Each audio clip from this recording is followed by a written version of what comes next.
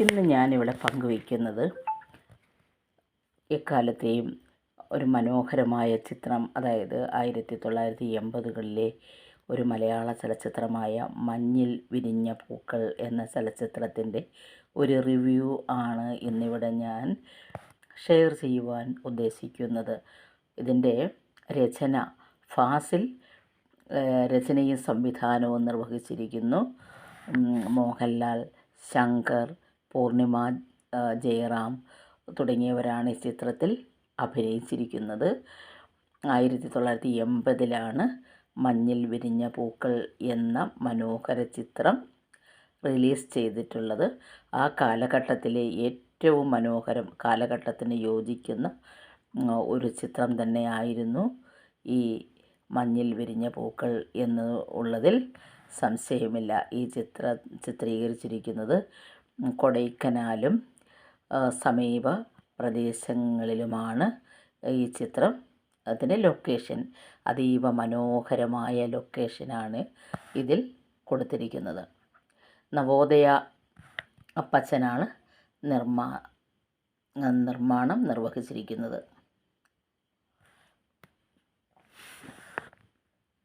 ഗാനരചന ബിച്ചു തിരുമല. ബിച്ചു തിരുമലയുടെ വരികൾക്ക് ജെറി അമൽദേവാണ് സംഗീതം ചെയ്തിരിക്കുന്നത്. ഇത് 1980 ഡിസംബർ 25 ചിത്രം പുറത്തിറങ്ങിയത്. അന്നത്തെ ബോക്സ് ഓഫീസ് കളക്ഷൻ ഹിറ്റ് ചിത്രം തന്നെയായിരുന്നു മഞ്ഞിൽ വിരിഞ്ഞ പൂക്കൾ. ഇതിൻ്റെ പേര് പോലെ തന്നെ കൊടൈക്കനാൽ പരിസരം മഞ്ഞിൽ വിരിഞ്ഞ ഒരു പൂവ്, അതാണ് ഈ ചിത്രത്തിൻ്റെ, അതായത് ഈ ചിത്രം നമുക്ക് കണ്ടിരിക്കുവാൻ അന്നത്തെ യുവാക്കൾക്ക് നല്ല ഹരമായിട്ടുള്ള, അതായത് എല്ലാ സസ്പെൻസും ത്രില്ലറും റൊമാൻസും എല്ലാം കോർത്തിണക്കിയ ഒരു നല്ല ചിത്രം തന്നെയായിരുന്നു ഇത്. ഏകദേശം പറഞ്ഞാൽ മോഹൻലാലായാലും പൂർണിമ അതുപോലെ തന്നെ ശങ്കർ, ഇവരെല്ലാം തന്നെ ശരിക്കും അന്ന് പുതുമുഖ താരങ്ങൾ തന്നെയായിരുന്നു. മോഹൻലാലിൻ്റെ തുടക്കമാണിത്. അതായത് മോഹൻലാൽ അഭിനയിച്ച് ആദ്യമായിട്ട് പുറത്തിറങ്ങിയ ചിത്രമായിരുന്നു മഞ്ഞിൽ വിരിഞ്ഞ പൂക്കൾ. അതുപോലെ തന്നെ ശങ്കർ അന്ന് സിനിമയിലേക്ക് രംഗപ്രവേശം ചെയ്തതേയുള്ളൂ. തമിഴിൽ ഒരു ഫിലിം ചെയ്തു. അതിനുശേഷം അദ്ദേഹത്തിൻ്റെ അടുത്ത മൂവിയായിരുന്നു മഞ്ഞിൽ വിരിഞ്ഞ പൂക്കൾ. അക്കാലത്തെ 80കളിലെ ഒരു നല്ല നായക കഥാപാത്രം തന്നെയായിരുന്നു ശങ്കർ. അതുപോലെയുള്ള നല്ല ബോഡി ഫിഗർ, എല്ലാവരെയും ആകർഷിക്കുന്ന ഒരു വശീകരണ രൂപം തന്നെയായിരുന്നു ശങ്കറിൻ്റേത്. ഇന്നും ആൾക്കാർക്ക് ശങ്കർ എന്ന് പറയുമ്പോൾ ഭയങ്കര ഇഷ്ടമുള്ള ഒരു നടൻ തന്നെയാണ്. അന്ന് മോഹൻലാൽ ഇതിൽ രംഗപ്രവേശം ചെയ്തിരിക്കുന്നത് പ്രതിനായകനായിട്ടാണ് അദ്ദേഹം വന്നിരിക്കുന്നത്.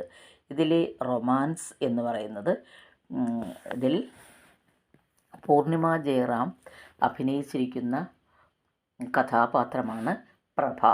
ശങ്കർ പ്രേം എന്ന കഥാപാത്രമായി അഭിനയിച്ചിരിക്കുന്നു. മോഹൻലാൽ നരേന്ദ്രൻ.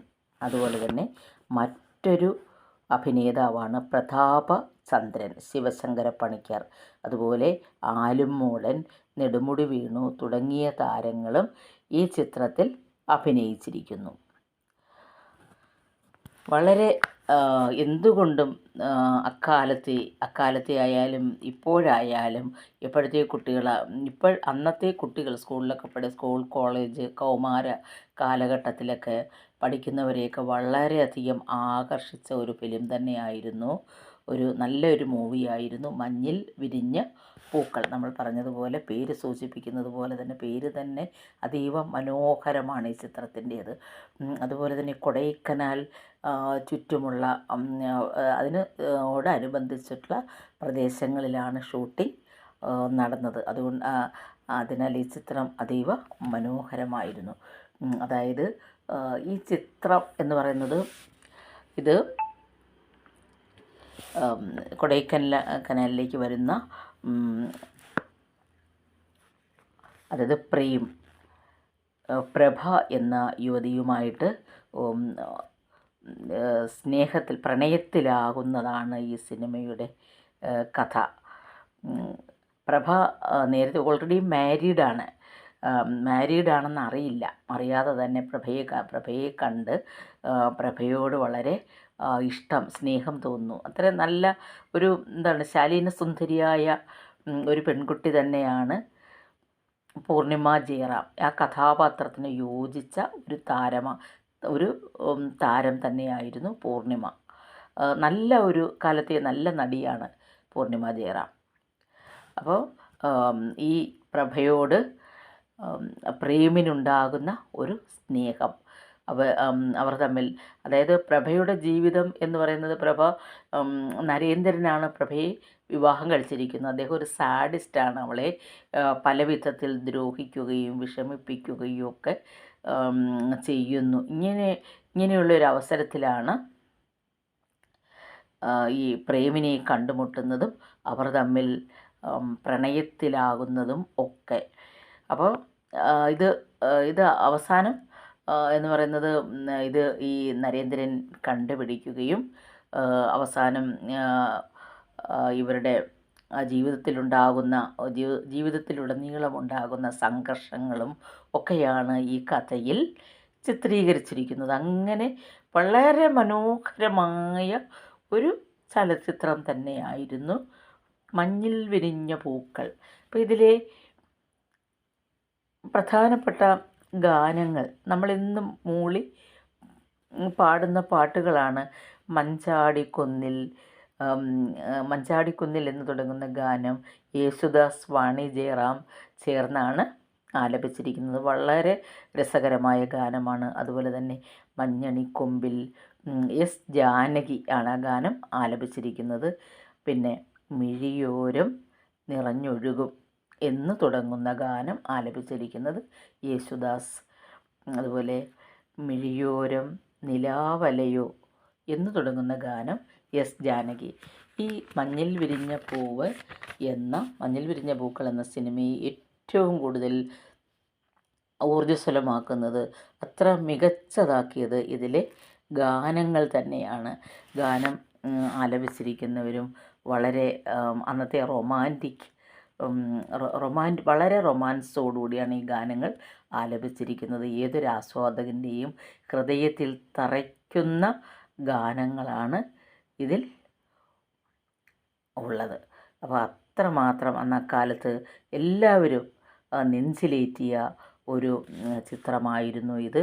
ഈ ചിത്രത്തിന് ശേഷമാണ് മോഹൻലാൽ സിനിമയിലേക്ക് ധാരാളം അവസരങ്ങൾ ലഭിക്കുകയും നല്ല മികച്ച ഇന്നത്തെ നമ്മുടെ പ്രിയ താരമായിട്ട് മാറുകയുമൊക്കെ ചെയ്തു. അങ്ങനെ മോഹൻലാൽ, ശങ്കർ, പൂർണിമ ജയറാം, അന്നത്തെ നല്ല ഒരു പൂർണിമ ജയറാമിൻ്റെ തുടക്കം ഈ ഫിലിമിലൂടെയായിരുന്നു. ഒരു പുതുമുഖ താരമായിരുന്നു പൂർണിമ ജയറാം. കൊടൈക്കനാലിൻ്റെ പശ്ചാത്തലവും എല്ലാം ചേർന്ന ഒരു റൊമാൻസ് ഇതിൽ വിരിയുന്ന ഈ പടം അപ്പോൾ ഉണ്ടാകുന്ന, അപ്പോൾ ഒരു വിവാഹിതയായ ഒരു പെൺകുട്ടിയോടൊരു ചെറുപ്പക്കാരന് പ്രണയം തോന്നുമ്പോൾ ഉണ്ടാകുന്ന എല്ലാ പ്രശ്നങ്ങളും ഈ സിനിമയിൽ വിവരിച്ചിരിക്കുന്നു. അങ്ങനെ വളരെ മനോഹരമായിട്ടാണ് ഈ ചിത്രം ചിട്ടപ്പെടുത്തിയിരിക്കുന്നത്. ഇതിൻ്റെ ഗായകർക്ക്, ഗാനരചയിതാവിന്, സംഗീതം നിർവഹിച്ചിരിക്കുന്ന ആളിന് എല്ലാം ഒരു ബിഗ് സല്യൂട്ട്. അത്രമാത്രം മനോഹരമായ ചിത്രമാണ് എന്ന് പറയുന്നതിൽ യാതൊരു തെറ്റുമില്ല. എക്കാലത്ത് മലയാളികളുള്ള കാലത്തോളം ഈ സിനിമ ഇന്നൊരു ഹിറ്റായിട്ട് ഓരോ മലയാളിയുടെയും ഹൃദയത്തിൽ തങ്ങി നിൽക്കും. അന്ന് ഈ സിനിമ കണ്ടതിൻ്റെ ഓർമ്മ ഇപ്പോഴും, അന്ന് തിയേറ്ററിൽ പോകുന്നതും ഇപ്പോൾ ആ സിനിമയെക്കുറിച്ച് അന്നത്തെ കാലഘട്ടത്തിൽ ഉള്ള എല്ലാവരും മഞ്ഞിൽ വിരിഞ്ഞ പൂക്കൾ കാണണം എന്ന് കാണുക വളരെ ആഗ്രഹത്തോടു കൂടിയാണ് അന്ന് തിയേറ്ററിൽ പോയി ഈ ചിത്രം കണ്ടത്. അന്ന് പൈസ മുടക്കിയതുകൊണ്ട് ഈ ചിത്രം കാണുന്നതിന് യാതൊരു നഷ്ടവും ഒന്നും ഉണ്ടായില്ല. അത്ര മനോഹരമായ ഒരു നല്ല ചിത്രമാണ് ചിത്രമായിരുന്നു ഇത്. അതുപോലെ തന്നെ കൊടൈക്കനാലൊക്കെ കാണുന്നതും ഈ ചിത്രത്തിലൂടെ മഞ്ഞ് മഞ്ഞ് കാണുന്നതും ഒക്കെ വളരെ നല്ല ഒരു അന്തരീക്ഷത്തിൽ നിർമ്മിച്ച ഈ ചിത്രം എന്തുകൊണ്ടും വളരെ നന്നായിരുന്നു. അങ്ങനെ മലയാള സിനിമയ്ക്ക് കിട്ടിയ ഫാസിലിൻ്റെ സംവിധാനത്തിൽ മലയാള സിനിമയ്ക്ക് കിട്ടിയ ഒരു വലിയ സംഭാവന തന്നെയായിരുന്നു മഞ്ഞിൽ വിരിഞ്ഞ പൂക്കൾ എന്നതിൽ യാതൊരു സംശയവുമില്ല.